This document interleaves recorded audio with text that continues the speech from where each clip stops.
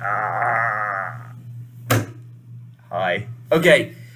The Warren Commission. Okay, look, the Warren Commission, headed up by Earl Warren, Supreme Court Chief Justice, also had a lot of other like elite establishment people on it. Okay, future President Gerald Ford, former CIA Director Alan Dulles, big names here. Okay, well, maybe not for you and me, but back in the time.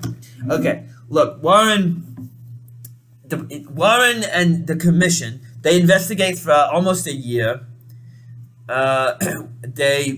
Several months. They produced the final report in September of 1964, so a couple of months before the actual murder had taken place. They interview 500 people. Okay, it seems very thorough. It seems very huge, big investigation, whatever. They come out with these conclusions that Lee Harvey Oswald acted alone. There was no conspiracy. That's their conclusion. All right.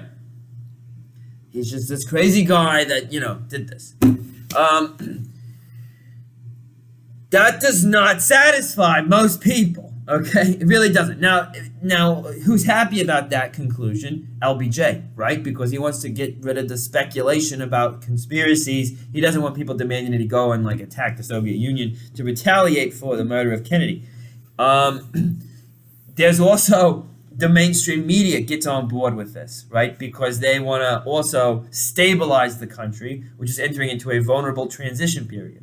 And going from 1963 to 1964, there's a lot more unrest, right? There's the increasing violence happening as white supremacists clash against black activists, but there's also going to be an escalation of the war in Vietnam. All sorts of things are going to be, and then protests of that.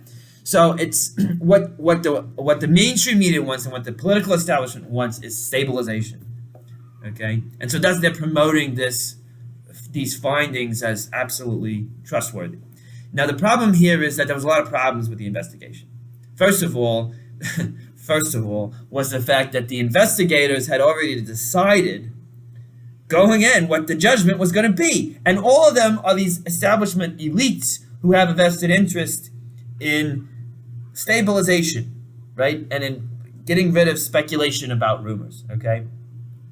So they were kind of already decided what they were going to rule, and they also have a reason to want to have that ruling, okay? So those are two problems. And then a lot of the problems within the investigation stem from that, okay? Now, one of the biggest problems in the investigation, discovered later, is that key witnesses did not disclose all the relevant information. And in particular, people with ties to the CIA and people with ties to the FBI did not disclose information that was relevant. So for the CIA, okay, first of all, there had been, as we mentioned in a few lectures ago, there had been these plans to assassinate Castro. The CIA had been working with the mafia. I think it was the Giancarlo guy. I don't remember his name, not Giancarlo, but a mafia figure. I forget his name. They've been working with them to try to assassinate Castro. Nothing can come of it really, but this was Operation Mongoose, right? And it was never clear exactly how much Kennedy knew about it or not, but it was a real thing, okay? And you would think, okay, well, if there's some possibility maybe that Castro was involved or responsible for this, maybe the existence of Operation Mongoose might be relevant, but nobody talked about it. The CIA didn't bring it up in the investigation or in the questioning, and the witnesses didn't bring it up. Okay, and maybe they really sincerely believed that it wasn't relevant, but I mean, obviously it's relevant, right? Okay, so that was a big problem. That was not explored fully. Another thing that was kind of not looked at in detail was the FBI's neglect of Harvey Oswald, right? They knew he was a violent guy, that he was capable of terrorism. He tried to assassinate this general before. They knew he's unstable. They knew he was a professed Marxist. They knew they should keep their eye on him, and they had clearly not done a very good job of that. So the FBI also is kind of trying to, a lot of that doesn't come out in the Warren investigation either, okay?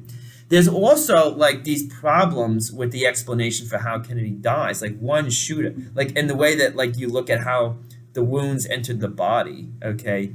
It seemed like there would probably have to have been a shooter from another direction, some people said, okay? In some of the medical records, they were looking at some of the medical records.